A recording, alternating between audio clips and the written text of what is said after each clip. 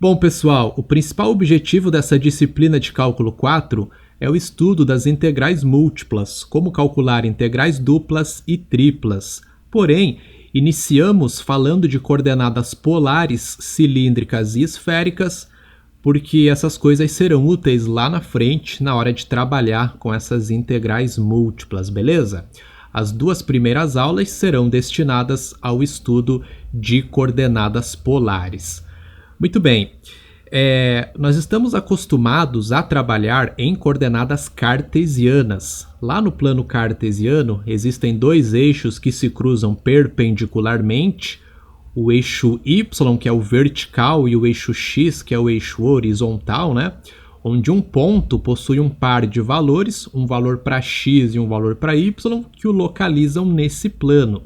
Porém, o sistema de coordenadas cartesianas não é o único, existem outros, o sistema de coordenadas polares é um deles. O que vai acontecer aqui? Existe um ponto que é chamado de polo ou origem, é o ponto O, e uma semirreta com origem nesse ponto O, que será denominada eixo polar, é a semirreta OX aqui. Muito bem, em coordenadas polares, um ponto P ele possui uma certa distância até a origem. Nós vamos representar essa distância por R. Então, eu tracei o segmento de reta OP, é o segmento cujos extremos são o ponto P e a origem, é a distância do ponto P até a origem, está em amarelo aqui. E além dessa distância, o ponto possui um ângulo θ. Esse ângulo é o ângulo entre o eixo polar e o segmento de reta OP. Ele é medido geralmente em radianos e quando é positivo é medido no sentido anti-horário. Então, quando o ângulo é positivo, parte do eixo polar e vai no sentido anti-horário até chegar no segmento OP.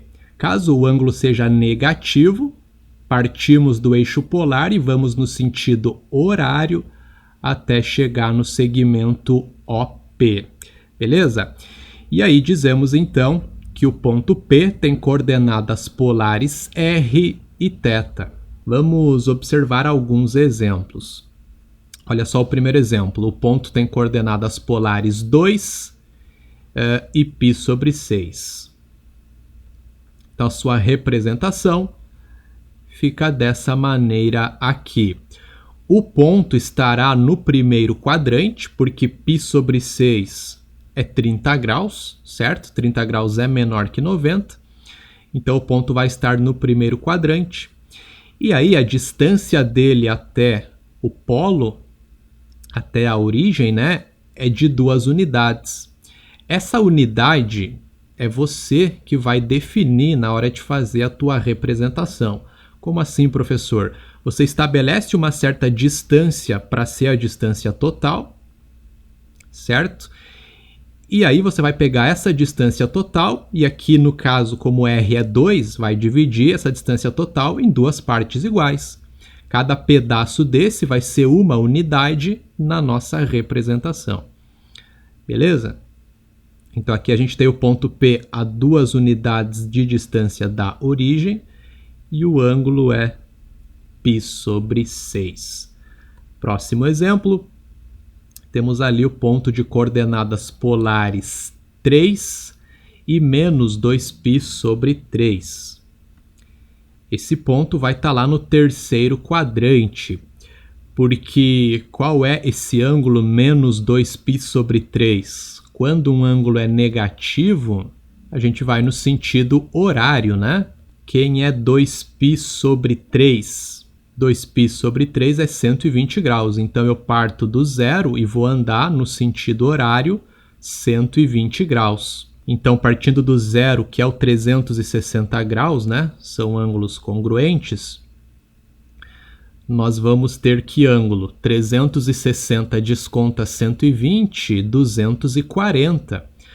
Então, na verdade, esse ângulo menos 2π sobre 3 é congruente ao ângulo de 240 graus. Então, aqui a gente já percebe que em coordenadas polares, um ponto não possui uma única representação.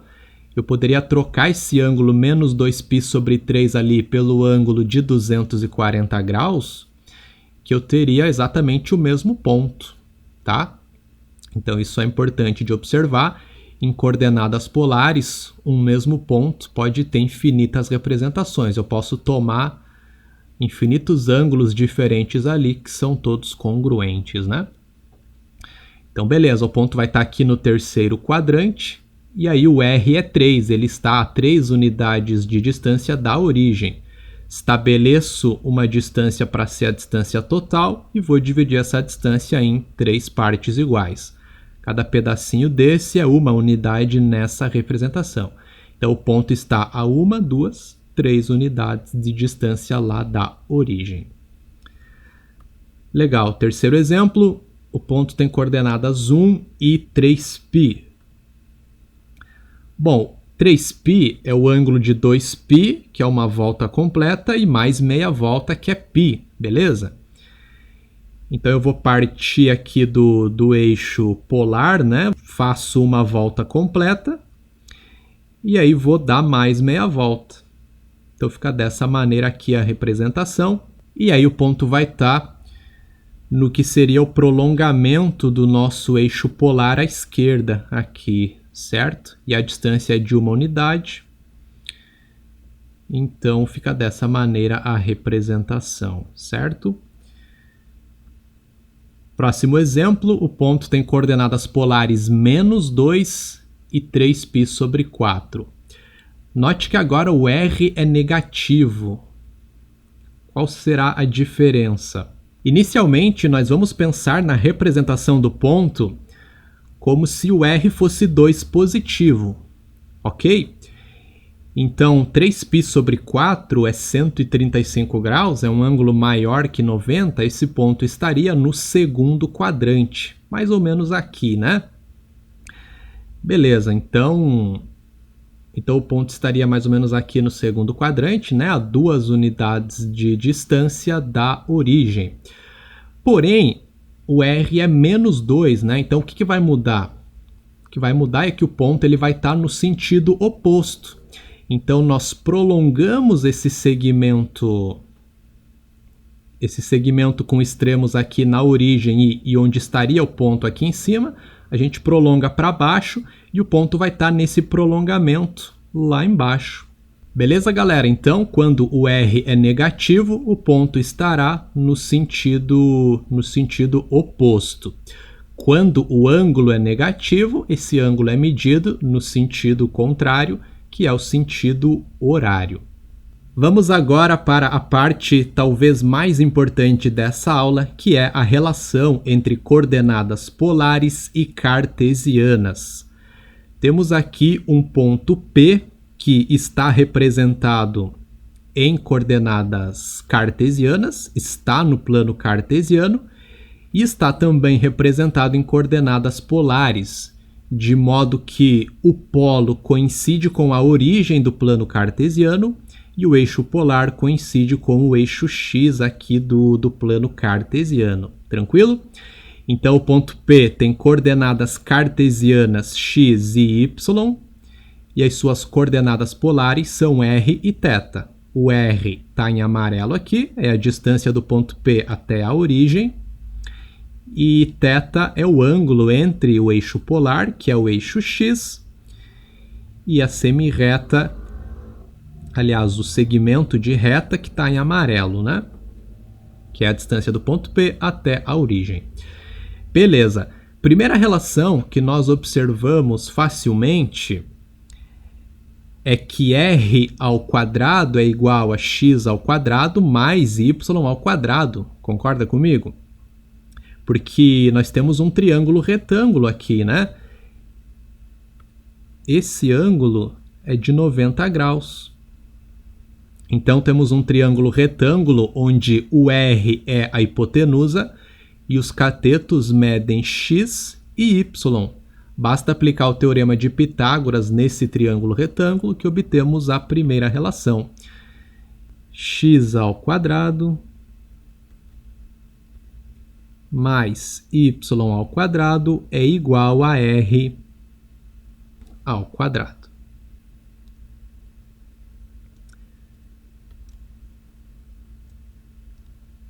Essa é a primeira relação, muito importante, e as demais relações serão obtidas por meio das relações trigonométricas nesse mesmo triângulo retângulo. Em relação ao ângulo θ, qual é o seno de θ? O seno de um ângulo é o cateto oposto a esse ângulo dividido pela hipotenusa, beleza? O cateto oposto é o que está de frente para o ângulo. No nosso triângulozinho aqui é o y. Logo, o seno de θ é y dividido para a hipotenusa r.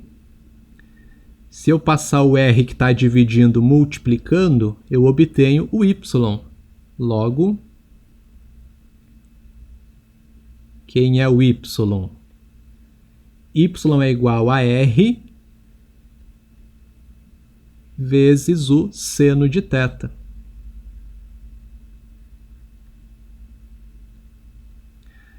Ok.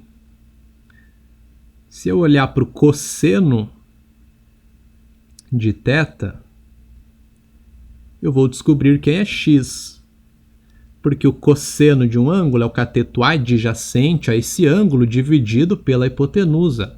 O cateto adjacente é o que está junto do ângulo, é o cateto que mede x. Logo, o cosseno de θ é x sobre r.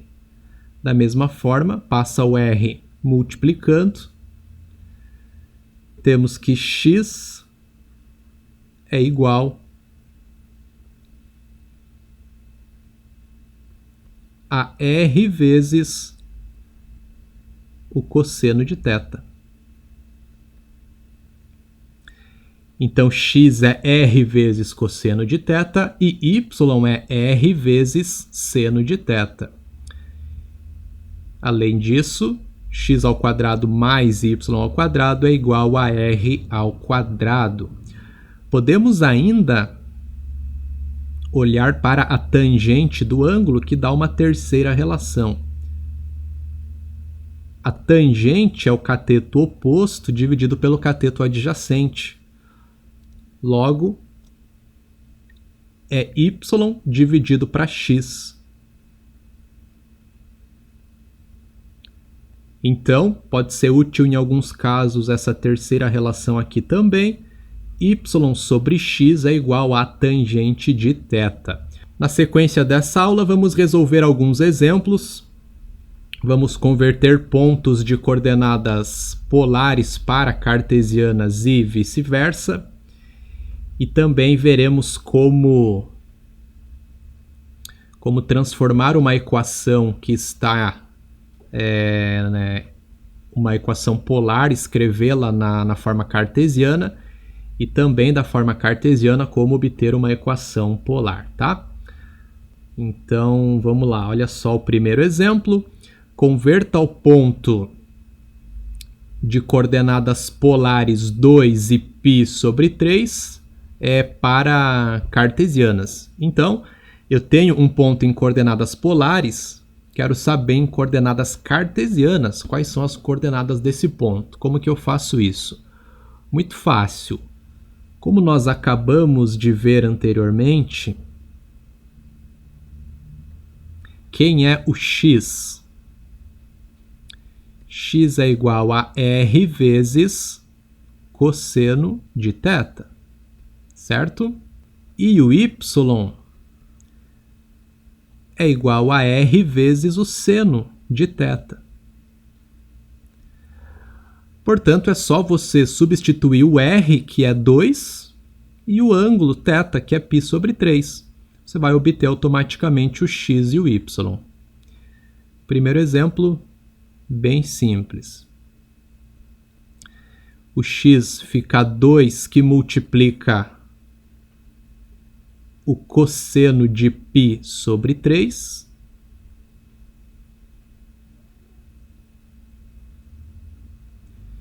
E o y vai ser igual a 2 vezes o cosseno de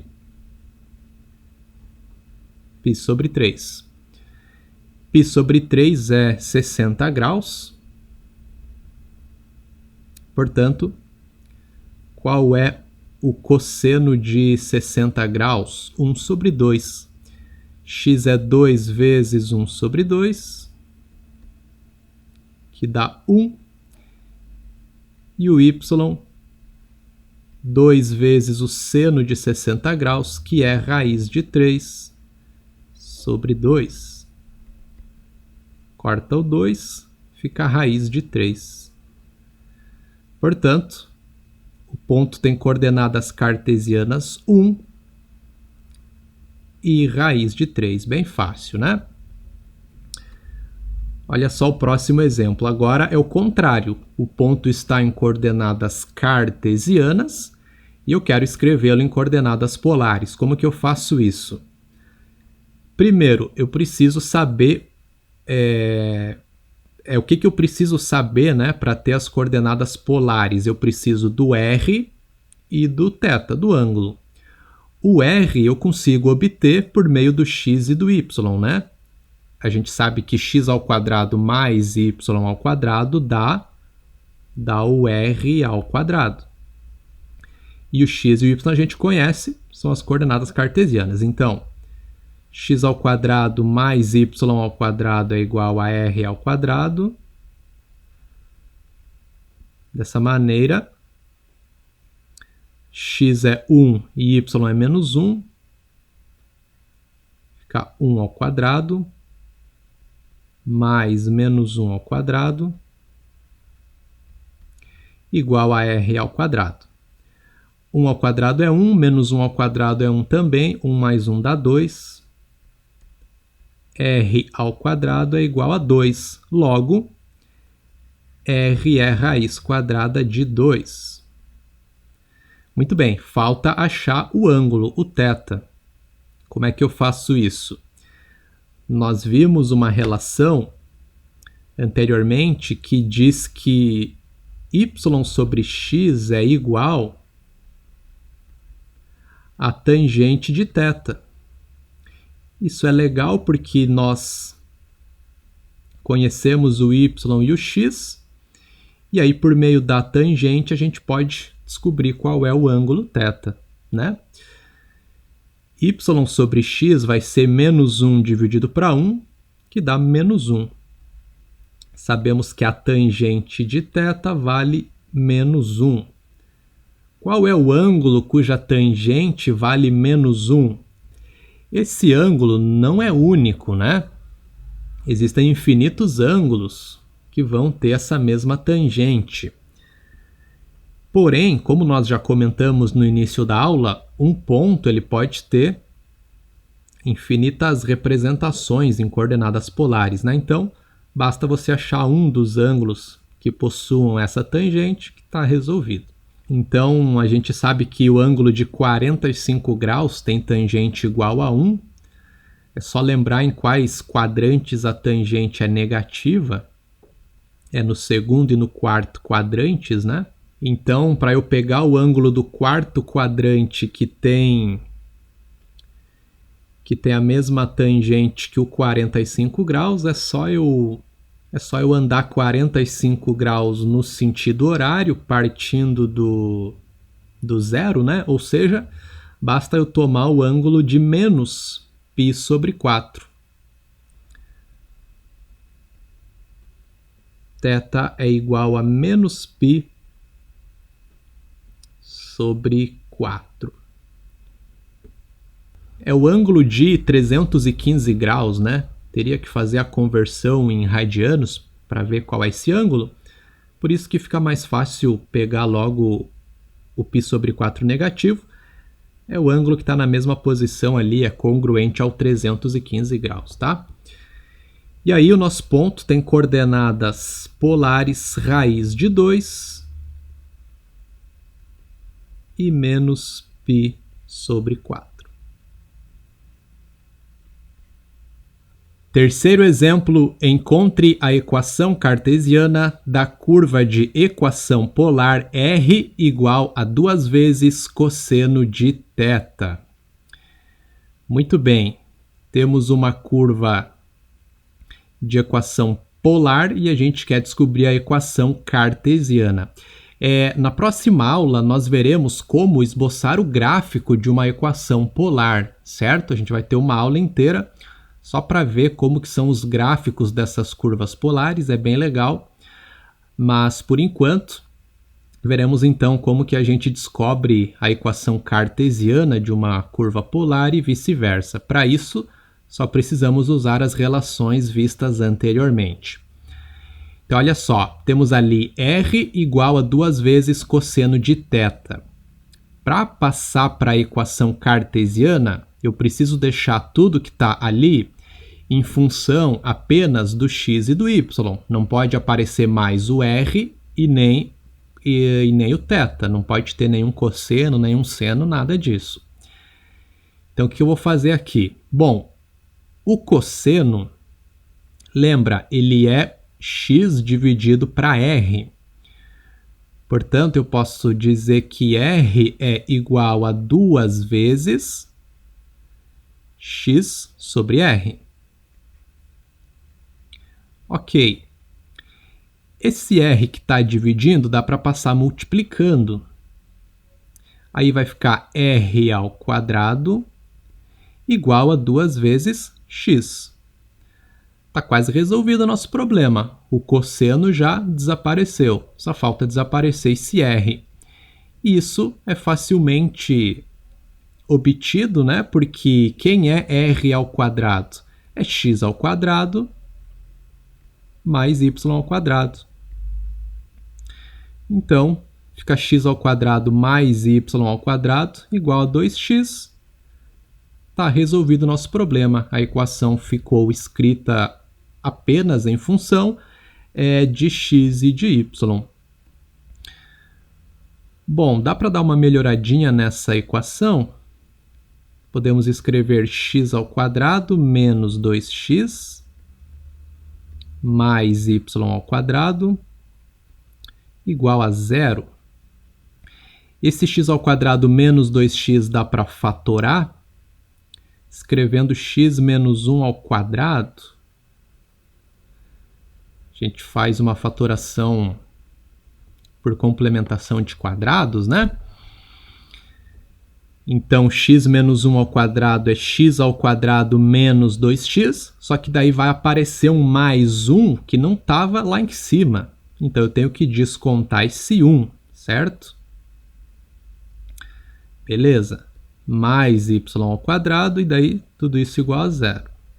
Agora, esse menos 1 vai passar para o segundo lado da igualdade.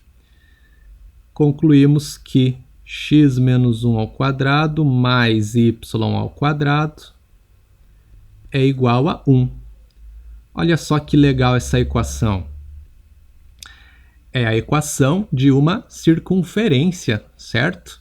Lá na geometria analítica você deve ter estudado. É a equação de uma circunferência que tem centro no ponto de coordenadas 1 e 0 e raio 1. Muito bem, agora o quarto exemplo traz o contrário. A gente vai ter uma equação cartesiana e quer escrever uma equação polar. Então, encontre uma equação polar para a curva representada pela equação cartesiana y igual a 1 mais 3x. Note que o enunciado diz encontre uma equação polar. Por que encontre uma? Porque essa equação não é única. Assim como os pontos podem ter várias representações em coordenadas polares, eu posso ter mais de uma equação que é a mesma também, tá? Então vamos lá, como é que eu acho uma equação polar? Muito fácil, basta substituir o y e o x. O y é r vezes seno de θ. Fica r seno de θ igual a 1 mais 3, que multiplica x. X é r cosseno de θ. E aí basta isolar o R, certo? Então, vou passar esse 3R cosseno de θ para o primeiro lado da igualdade. Fica R seno de θ menos 3R cosseno de θ igual a 1. Colocando R em evidência, fica R que multiplica seno de θ menos 3 vezes cosseno de θ igual a 1. Por fim, basta passar tudo que está multiplicando o R dividindo. Temos que R é igual a 1 sobre seno de θ menos 3 vezes cosseno de θ. Então, essa é uma equação polar para essa equação cartesiana ali, que é uma reta, né? Por enquanto é isso, pessoal. Na próxima aula veremos os gráficos das equações polares. Estou esperando vocês. Até lá!